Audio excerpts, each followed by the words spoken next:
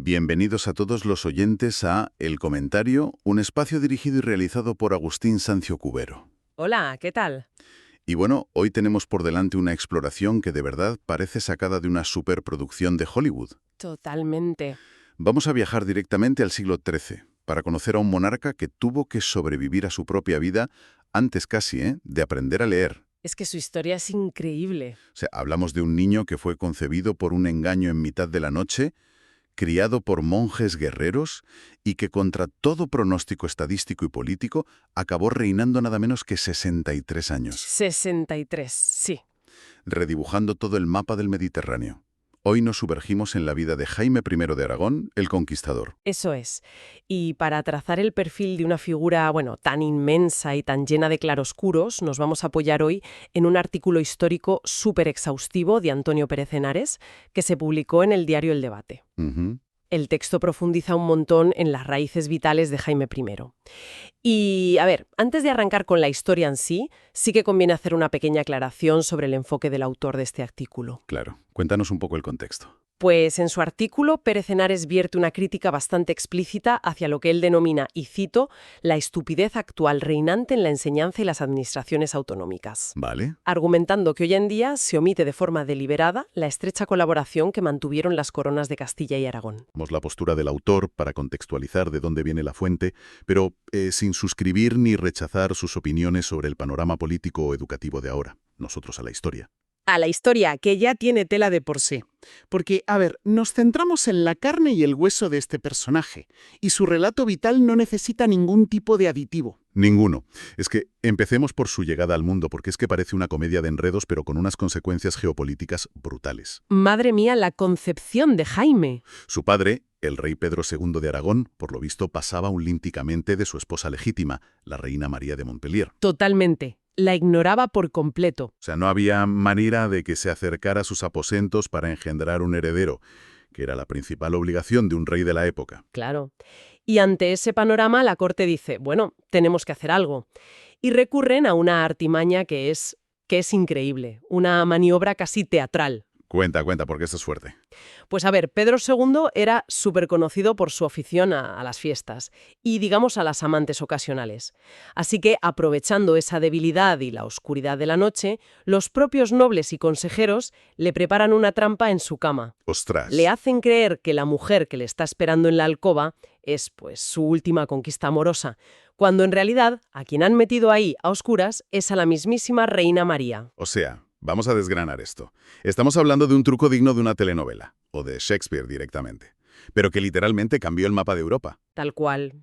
El rey consuma el acto en la penumbra y no tiene ni idea de que está engendrando al futuro monarca con su propia esposa. Un cambiazo histórico en toda regla. ¡Qué barbaridad! Y luego está el tema del nombre. Fíjate en el misticismo que envuelve a este niño desde ese mismo instante de nacer. Sí, lo de las velas. Exacto. Para elegir el nombre no recurren a la tradición típica de ponerle el del abuelo o algo así. Su madre decide encender 12 cirios. Uno por cada apóstol. Eso es.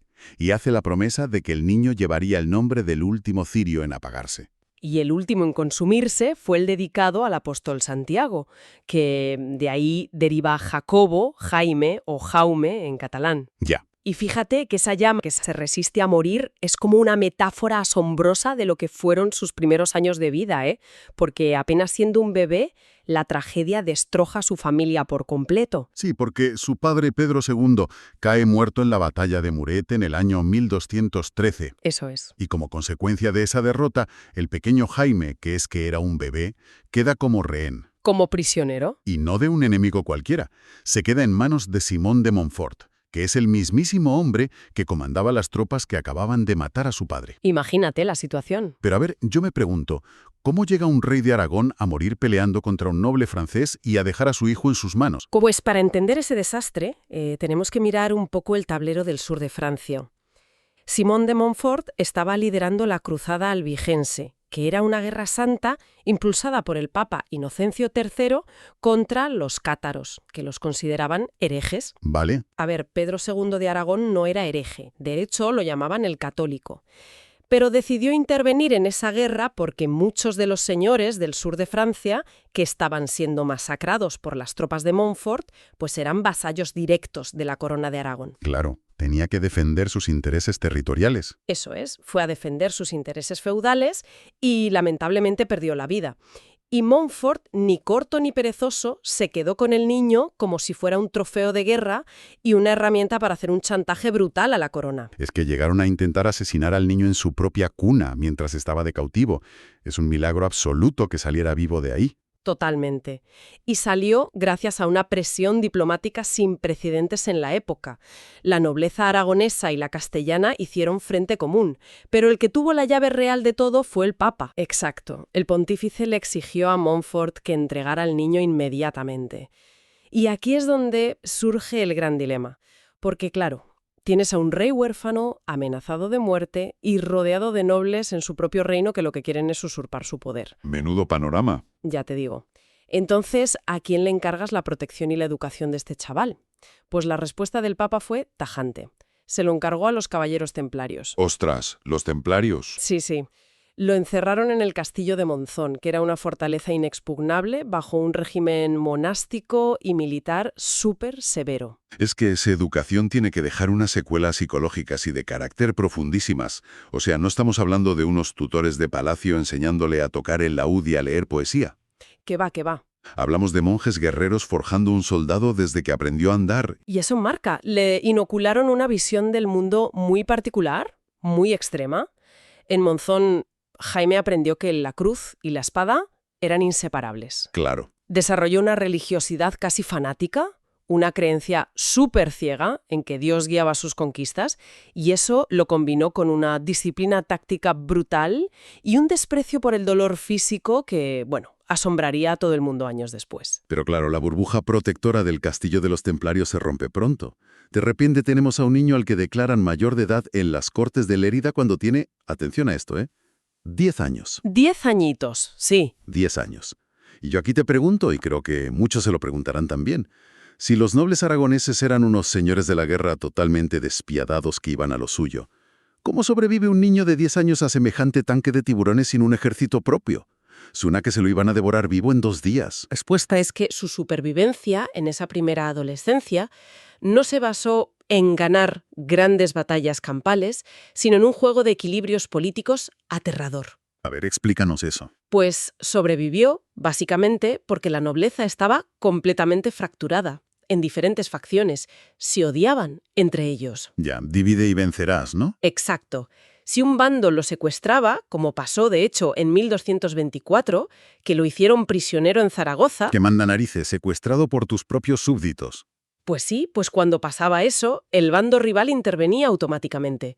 Pero no por lealtad al rey niño, sino para evitar que sus oponentes monopolizaran el poder de la corona. Claro, era puro interés. Puro egoísmo. Además, no podemos olvidar la figura del Papa y el respaldo de la Orden del Temple, que actuaban como una especie de escudo invisible. Atacar al niño directamente implicaba arriesgarse a la excomunión y a la ira de toda Roma. Pero aún así, el chico tuvo que enfrentarse a traiciones de su propia sangre. Muchísimas. Como aquel alzamiento masivo liderado por su propio tío, el infante Fernando. Ese nivel de paranoia tiene que ser dificilísimo de gestionar. O sea, saber que tu propia familia quiere derrocarte, encerrarte o algo peor. Es que el caos llegó a tal punto que el reino estuvo al borde de una guerra civil total hasta el año 1227. Y ese año, ojo a esto, es el año bisagra de nuestra historia de hoy. ¿Qué pasa en 1227? Pues que se firma la Concordia de Alcalá. Y a ver, esto no fue un simple apretón de manos entre nobles, fue un arbitraje vinculante y durísimo dictado por la Iglesia, liderado por el arzobispo de Tarragona. Esta concordia lo que hizo fue obligar a todos esos nobles rebeldes a devolver, uno por uno, los castillos y las rentas que le habían robado a la corona durante toda la infancia del rey. ¡Qué golpe en la mesa! Y tuvieron que someterse por fin a la justicia real. Fue el triunfo definitivo de las leyes y la diplomacia sobre la pura fuerza bruta feudal que imperaba. Es como si, después de años de pura anarquía, el joven rey lograra por fin reiniciar el sistema operativo de su reino, ¿verdad? Me gusta esa analogía, Sí, sí, sí. un reseteo total. Y oye, para afianzar ese reinicio, además consolida una alianza estratégica vital con sus vecinos, con Castilla, porque se casa con Leonor de Castilla con solo 14 años. Sí, la hija de Alfonso VIII.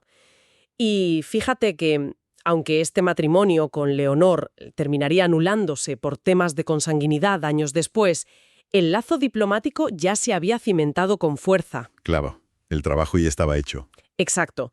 Toda esa red familiar con los reyes castellanos, primero con su primo Fernando III y luego con Alfonso X el Sabio, fue lo que permitió que la expansión militar de ambas coronas por la península no terminara en un derramamiento de sangre entre ellos. Acordaron fronteras claras. Eso es. Se respetaron los tratados y, milagrosamente para la época, evitaron una guerra abierta por los territorios del sur. O sea, que recapitulando un poco, tenemos a un joven que ha sobrevivido a un auténtico nido de víboras, que ha logrado pacificar a sus nobles imponiendo la ley y que además tiene las espaldas bien cubiertas por Castilla. Un escenario perfecto para él, sí. Y es justo en este punto donde la personalidad de Jaime, ya como un hombre adulto, estalla en las crónicas de la época. Y es que lo pintan casi como una figura mitológica. O sea, es como si estuviéramos leyendo el perfil de un superhéroe medieval. Pero ojo, con unas contradicciones brutales. Es que el contraste es tremendo. Fíjate, el cronista Bernat Desclot nos dejó un retrato espectacular de él. Destacaba por ser inusualmente alto para la época. Dicen que le sacaba un palmo a cualquier hombre de su corte. ¿Una torre, vaya? Una torre.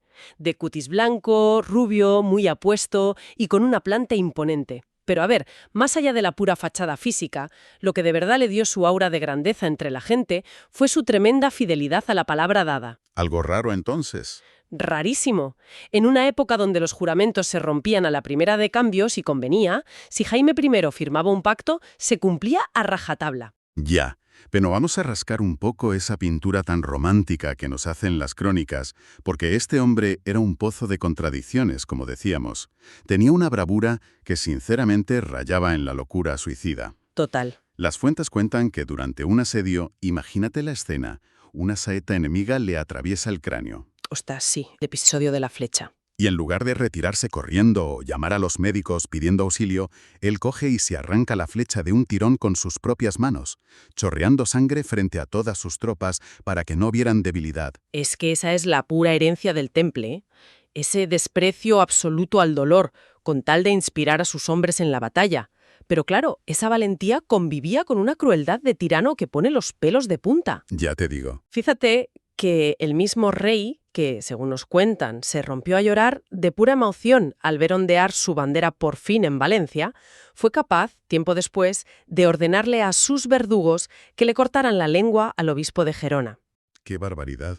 ¿Cortarle la lengua a un obispo? Y todo simplemente porque el obispo había revelado una información confidencial del rey que había obtenido en secreto de confesión. Claro, mutilar a un alto cargo de la Iglesia. Eso demuestra que a este hombre no le temblaba el pulso absolutamente ante nadie, ni ante Dios casi.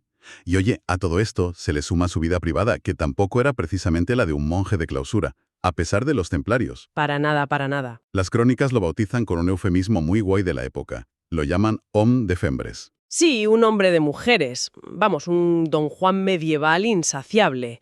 Todo el rigor religioso súper estricto que exigían el campo de batalla, pues se esfumaba por completo al llegar a la alcoba. Herencia de su padre, supongo. Totalmente. Heredó esa pulsión de Pedro II. Tuvo una sucesión casi interminable de amantes y dejó a una auténtica legión de hijos bastardos por ahí. Ya. Y lo interesante de esto, históricamente hablando, es la naturalidad con la que los reconoció públicamente a todos y los fue integrando en la estructura de poder de la corona. No los escondía, claro. ¿Qué va? Fundó linajes con ellos que acabarían conformando la alta nobleza de Aragón y Valencia durante siglos. Y ojo, porque especialmente tras enviudar de la que fue su gran amor, Violante de Hungría, ahí es cuando su apetito ya se desbocó por completo. Bueno, pues con el interior de su reino ya más o menos dominado y con esa energía vital incombustible que tenía, Jaime dirige su mirada hacia afuera, hacia la expansión territorial. Mister Conquistador. Exacto. Pero, Y aquí creo que rompemos un mito bastante grande. Su primera gran empresa militar, que es la conquista de las Islas Baleares, no nace de una revelación divina mientras estaba rezando ni nada de eso. ¿Qué va? El motivo es otro. Nace directamente de los balances contables de la burguesía comercial, ¿no es así? Es que es tal cual. La motivación principal de la conquista de Mallorca en 1229 fue puramente económica, de dinero. Espera a ver. O sea, entonces, no fue solo una cruzada religiosa pura para expandir la fe cristiana. Me estás diciendo que los mercaderes estaban perdiendo pasta y presionaron al rey para que fuera a la guerra. Literalmente fue así. A ver, las costas catalanas y aragonesas llevaban años sufriendo un acoso constante por parte de los piratas musulmanes que operaban precisamente desde el archipiélago balear. Eran su base de operaciones. Claro, los mercaderes de Barcelona, Tarragona y Tortosa estaban perdiendo auténticas fortunas entre barcos hundidos, tripulaciones secuestradas y mercancías robadas. Ya. Y fueron ellos, este potentísimo lobby comercial, quienes se plantaron ante Jaime y le hicieron una oferta. Le ofrecieron financiar de su bolsillo y fletar una flota inmensa, siempre y cuando a cambio él liderase la expedición para limpiar ese nido de corsarios de una vez por todas. Fíjate, y mientras tanto, la nobleza aragonesa de interior ni siquiera estaba muy interesada al principio. Ellos preferían expandirse por tierra, que era lo que conocían. A los aragoneses el mar no les llamaba mucho, ¿no? Jaime tuvo que prometerles unas tierras y unos botines gigantescos para conseguir que se movilizaran. Pero bueno, vaya si lo hicieron. Montaron una maquinaria bélica que para el siglo XIII es sobrecogedora. 155 naves y más de 15.000 soldados de infantería cruzando el Mediterráneo. Una brutalidad logística. Y a ver, el choque inicial cuando desembarcaron en Portopí fue favorable a las tropas de Jaime, pero la resistencia musulmana se atrincheró muy fuerte en la ciudad principal, en lo que es la actual Palma. Y ahí empezó el cerco. Y menudo cerco. Fueron 3 meses de asedio que se convirtieron en un infierno, tanto táctico como psicológico. Para que te hagas una idea de la crudeza, los defensores, para desmoralizar a los atacantes, llegaron a crucificar a prisioneros cristianos en lo alto de las murallas. Madre mía. Y los dejaban ahí expuestos a la vista de todas las tropas aragonesas de Jaime. Claro, y la respuesta cristiana, cuando finalmente lograron abrir una brecha en las murallas el 31 de diciembre, pues te puedes imaginar, no tuvo absolutamente ninguna piedad. Ninguna. Fue un baño de sangre espantoso, una matanza tan indiscriminada y tan salvaje por las calles, que fíjate si fue grave, que provocó una crisis sanitaria en el propio ejército vencedor. Sí, la epidemia. Al dejar tantos miles de cadáveres pudriéndose en las calles al sol sin sepultura, se desató una epidemia letal que diezmó a las propias tropas de Jaime I. Es que es la guerra medieval cruda y sin filtros. O sea, brutalidad en estado puro. Pero si lo analizamos a nivel geopolítico, esa conquista desató un efecto dominó que fue aplastante en toda la región. Ya lo creo. Viendo lo que acababa de ocurrir en Mallorca, los gobernantes musulmanes de la vecina Menorca claudicaron rápidamente y aceptaron el vasallaje en 1231, básicamente para evitar ser aniquilados también. ¿Normal? Y un poco más tarde, en el 35, las tropas aragonesas tomaron Ibiza y Formentera y las repoblaron. Así que, de un solo golpe estratégico, digamos, Jaime I erradicó la piratería y convirtió a la Corona de Aragón en la dueña absoluta del Mediterráneo occidental. Y claro, habiendo asegurado el control total del mar, Jaime pone los ojos en el Gran Premio Continental, la joya absoluta de la corona peninsular, que no es otra que la Taifa de Valencia. Palabras mayores. Y aquí me gustaría detenernos un segundo, porque a menudo la gente se imagina las conquistas medievales como una gran batalla campal de un solo día en un prado, y esto fue un proceso larguísimo y agotador. Muy lento, sí. ¿Qué era exactamente la Taifa valenciana y por qué le costó tantísimo a este rey someterla? Pues a ver, una taifa era, en esencia, un reino musulmán independiente.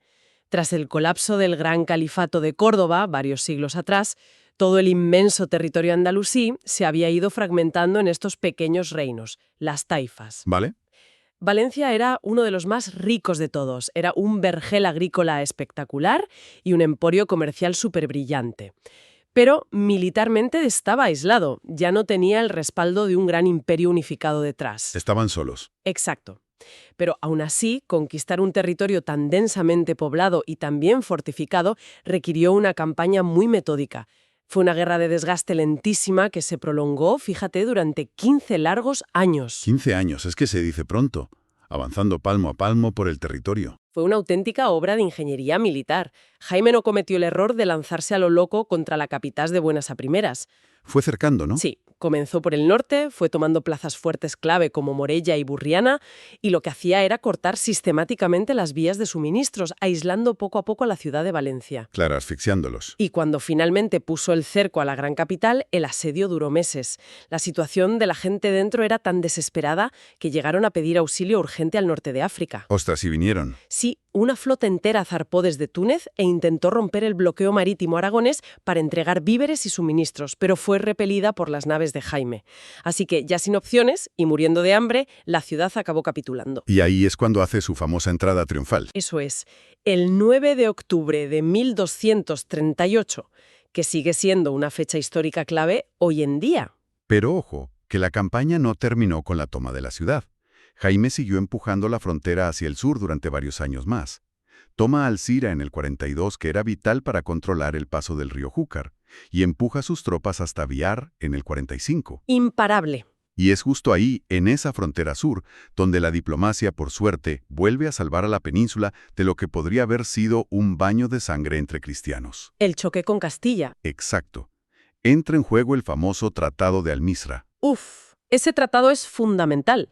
A ver, las tropas aragonesas avanzaban tan rápido hacia el sur que era inevitable que fuesen a colisionar en algún momento con la enorme maquinaria de reconquista castellana que venía bajando por su lado. Iban a chocar de frente. Sí, para evitar ese choque, Jaime I y el infante Alfonso de Castella, que sería el futuro Alfonso el Sabio, se reúnen en la localidad de Almizra y literalmente trazan una línea sobre el mapa. Acuerdan que la expansión aragonesa terminaría exactamente ahí y que el riquísimo reino de Murcia quedaba reservado en exclusiva para Castilla. Y aquí es donde vuelve a salir a relucir esa lealtad inquebrantable a la palabra dada de la que hablábamos antes. Sí, su gran virtud. Porque, a ver, las tropas de Jaime llegaron a intervenir militarmente en la zona de Murcia más adelante para sofocar unas rebeliones mudéjares. O sea, tenían el control militar y efectivo del territorio murciano. Tenían en sus manos. Por puro derecho de conquista y por fuerza bruta, Jaime podría haberse anexionado Murcia sin despeinarse. Pero no lo hizo. Cumplió el Tratado de Almizra a rajatabla y se la entregó en bandeja a Castilla. Es que es un acto de integridad diplomática rarísimo para su época. ¿Cumplir tu palabra cuando tienes el botín en la mano? Casi nadie lo hacía. Pero, oye, el movimiento político más brillante y, a la vez, más despiadado de Jaime no fue ni contra los musulmanes ni contra los castellanos. No, fue en su propia casa. Fue contra su propia nobleza aragonesa, justo después de haber conquistado Valencia. Esto me parece fascinante. Vamos a explicarle a la audiencia la mecánica de esta jugada de Jaime, porque es que es de una astucia política de manual. A ver. Los caballeros y los nobles aragoneses que habían estado aportando sus soldados y ejércitos durante los 15 años de campaña, lógicamente querían cobrarse el favor. Su plan maestro era trocear el territorio valenciano como si fuera un pastel. Claro. Ni repartirse las ciudades, las fértiles huertas, e integrar todo eso directamente en sus propios señoríos feudales. Básicamente, querían hacerse aún más asquerosamente ricos y poderosos de lo que ya eran. Que es lo lógico desde su perspectiva feudal de la época. Yo te ayudo a conquistar, yo me quedo con un trozo del reino. Pero claro, Jaime I recordó perfectamente quiénes eran exactamente esos nobles que ahora le pedían tierras. ¡Ay, la memoria de un rey! Eran los hijos y los nietos de los mismísimos señores de la guerra que lo habían secuestrado, traicionado y ninguneado cuando solo era un niño indefenso de 10 años. No lo había olvidado. Ni de broma. No iba a permitir bajo ningún concepto que engordaran su poder a su costa para luego amenazar a la corona. Así que se sacó de la manga una especie de estrategia de contención política inexpugnable. Es que es genial. Claro, en lugar de dejar que sus directivos territoriales, por así decirlo, que eran la nobleza, realizaran una absorción hostil de la nueva filial, Jaime I crea una entidad completamente separada, donde él, y solo él, es la autoridad absoluta. Una analogía empresarial perfecta. Lo que hizo Jaime I fue instaurar el Reino de Valencia como un estado soberano e independiente, pero dentro del paraguas de la Corona de Aragón. Un escudo legal. Y lo más importante de todo, le otorgó unos fueros propios. Claro, sus propias leyes. Eso es. Estas eran unas leyes y unas instituciones de gobierno completamente nuevas, que dependían de forma directa y exclusiva de la corona, del rey. Al hacer esto en papel, las antiguas y poderosas leyes feudales aragonesas perdían automáticamente toda su validez en el suelo valenciano. ¡Qué jugada maestra! Imagino la cara de los nobles aragoneses. Se quedaron atónitos. Llevaban 15 años derramando su sangre y su dinero en el asedio, pero al final del día, el rey se había quedado con las llaves de toda la casa. Limitando su poder de un plumazo. Drásticamente. Centralizó toda la nueva autoridad en sí mismo. Fue su gran venganza política por los traumas de su infancia. Increíble. Sin embargo, bueno, la energía inagotable de la juventud no dura para siempre, ni siquiera para alguien como Jaime el Conquistador. Tristemente no. El final de su larguísimo reinado de más de 6 décadas adquiere un tinte bastante, yo diría que de declive y melancolía, ¿no? Sí, en sus últimos años la cruda realidad empezó a chocar frontalmente con las ambiciones desmesuradas que aún le quedaban. Por ejemplo, en 1268, siendo ya muy mayor, intentó organizar una macroexpedición superépica. ¿Hacia dónde? Una cruzada hacia Tierra Santa, ni más ni menos. Quería socorrer al Imperio Bizantino y luchar en el este. Pero la naturaleza le dijo que no. Unas tormentas mediterráneas terribles le destrozaron gran parte de la flota poco después de haber zarpado. Y el hombre se vio forzado a darse la vuelta y abandonar el empeño. ¡Qué frustración! Y la ironía final, y yo creo que la más amarga, es que aquel rey superpoderoso que logró doblegar con mano de hierro a toda la nobleza rebelde durante su juventud, pasó sus últimos días teniendo que sofocar sublevaciones lideradas nada menos que por uno de sus propios hijos bastardos. El karma familiar, ¿eh? Sí, la historia se repite. Finalmente, su luz se apaga en el año 1271, fallece a los 73 años de edad. 73 años, de los cuales pasó 63 sentado ininterrumpidamente en el trono. O sea, es un récord absoluto de longevidad en el poder para cualquier monarca en toda la historia de nuestro país. Una barbaridad. Muy por encima de emperadores romanos, de reyes visigodos o califas andalucíes. Y claro, su heredero legítimo, Pedro III, recibiría al final las riendas de un imperio que era formidable. Totalmente. Un imperio cohesionado que dominaba por tierra desde el sur de Alicante hasta más allá de los Pirineos y que extendía sus enormes garras comerciales por prácticamente todo el Mediterráneo occidental. Desde luego, el legado territorial y jurídico que dejó Jaime I es indiscutible, cambió el curso de la historia. Pero, a ver, yo como historiadora, si alejamos un poco la lente y analizamos el recorrido vital de este hombre en su conjunto, lo que de verdad vemos es la historia de una voluntad de hierro, una voluntad que fue forjada a la fuerza en el aislamiento y el peligro más absolutos. Exactamente. Y esa, precisamente, es la reflexión final que queremos dejar hoy a quienes nos acompañan. Los libros de texto, los grandes monumentos y las estatuas en las plazas siempre homenajean a estas figuras por las líneas fronterizas que lograron empujar en los mapas. O por las grandes flotas de barcos que construyeron. Claro, por las victorias. Pero al repasar toda su historia hoy, ¿no resulta asombroso pensar que la determinación inquebrantable del monarca más poderoso de su era probablemente nació del terror más profundo? Del miedo de aquel niño. Eso es. Toda la fuerza expansiva de un imperio entero. ¿No fue, quizás en el fondo, el mecanismo de defensa supremo de un niño de 10 años que sabía que si mostraba un solo ápice de debilidad, los adultos de su alrededor le cortarían el cuello? Es una pregunta tremenda, sí. ¿Cuánta de esa supuesta grandeza histórica que admiramos ciegamente siglos después es simple y llanamente el resultado del instinto humano más primario, la pura necesidad de sobrevivir a los peores traumas de nuestra infancia? Desde luego te hace ver la historia con otros ojos. Totalmente.